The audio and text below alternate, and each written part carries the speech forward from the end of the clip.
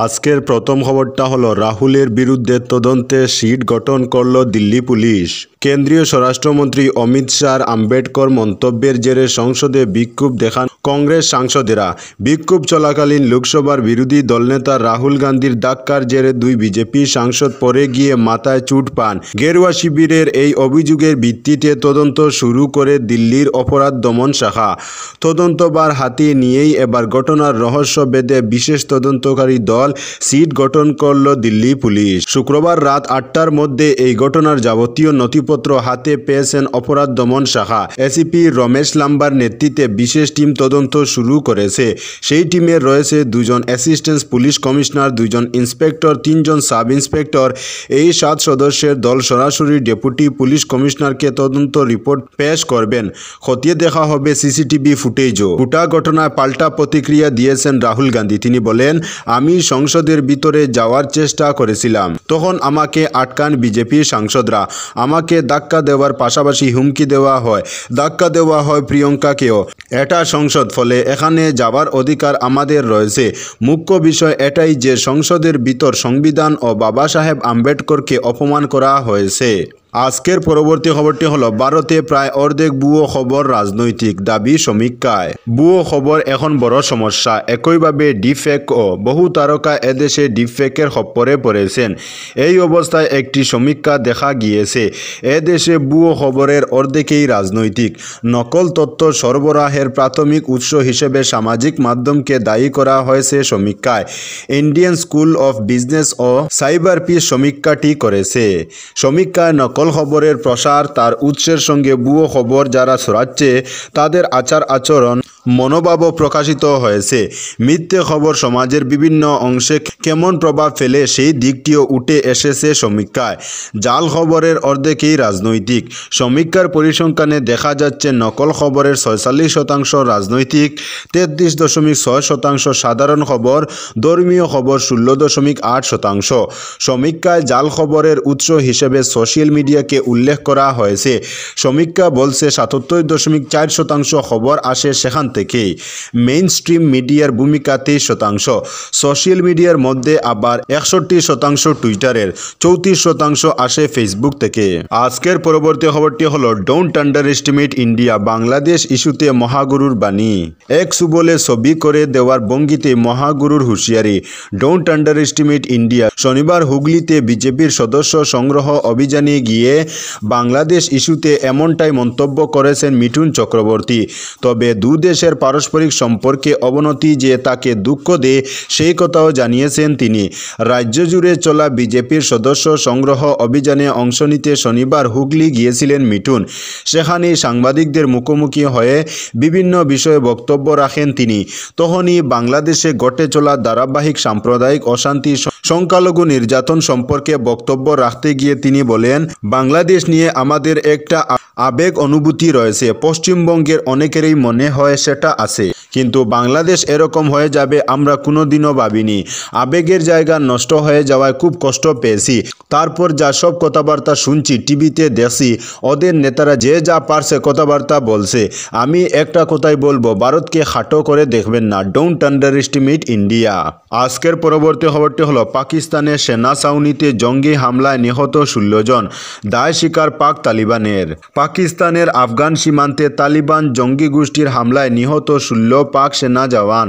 গুরুতর আহত হয়েছেন আরও 5 জন। জানা গিয়েছে শুক্রবার গভীর রাতে ঘটনাটি ঘটেছে পাকিস্তান আফগানিস্তান সীমান্তের খাইবার পাখতুনখোয়ার এক সেনা ছাউনিতে। পাকিস্তানি পুলিশ ও সেনা সূত্রে খবর, 30 জনের বেশি জঙ্গিরা মিলে ওই সেনা ছাউনিতে হামলা চালায়।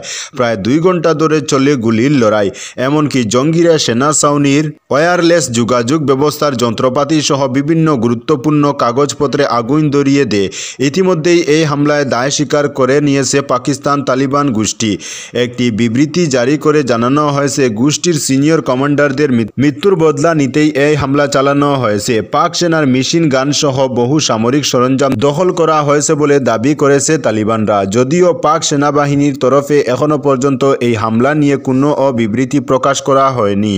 আজকের পরবর্তী খবরটি হলো, হাত থেকে ফসকে আইফোন পড়ে গেল মন্দিরের দানবাসকে, ফেরত দিতে অস্বীকার। হাত থেকে ফসকে বসকে মন্দিরের দানবাসকে পড়ে গিয়েছিল আইফোন।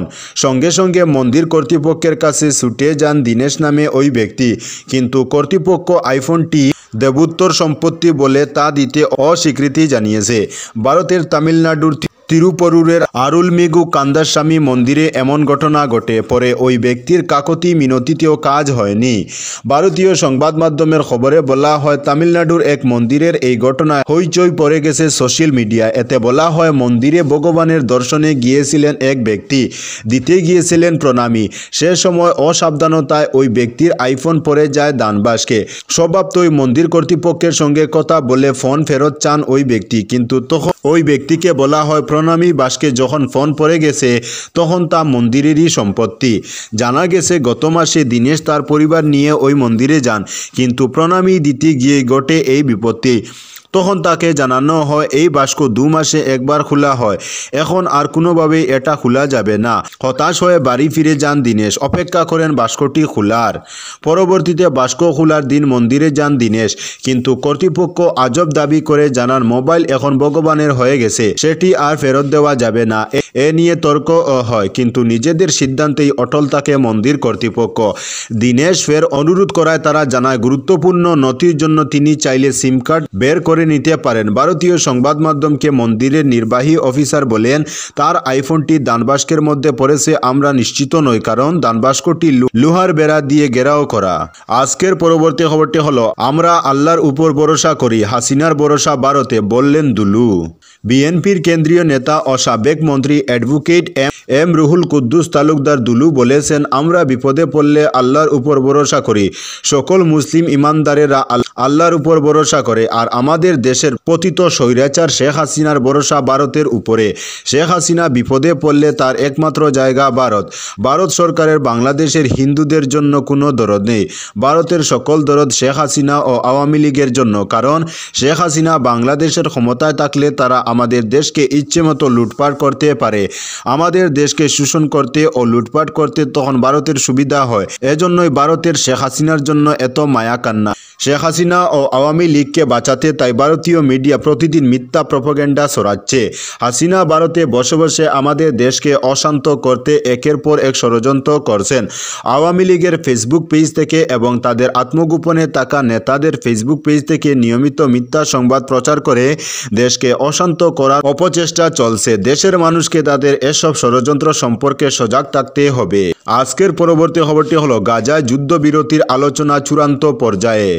অবরুদ্ধ গাজায় ইসরায়েল ও হামাসের মধ্যে যুদ্ধবিরতি এবং বন্দি মুক্তির আলোচনা প্রায় চূড়ান্ত পর্যায়ে পৌঁছেছে। আলোচনা আশাবঞ্চক হলেও কিছু গুরুত্বপূর্ণ ইস্যু এখনও সমাধান হওয়া বাকি রয়েছে, যা দ্রুত সমাধান করা জরুরি। সংবাদ মাধ্যম বিবিসি তাদের প্রতিবেদনে প্রকাশ করেছে, ফিলিস্তিনি কর্মকর্তাদের মধ্যে গাজা যুদ্ধবিরতি এবং বন্দি মুক্তির আলোচনা 90% সম্পন্ন হয়েছে। তবে মূল বাধা হিসেবে দক্ষিণ গাজার ফিলাডেলফি করিডোরে ইসরায়েলি সেনাবাহিনীর উপস্থিতি রয়ে গেছে। এই এলাকায় ইসরায়েল সেনা থাকা বিষয়টি নিয়ে আলোচনা চলছে।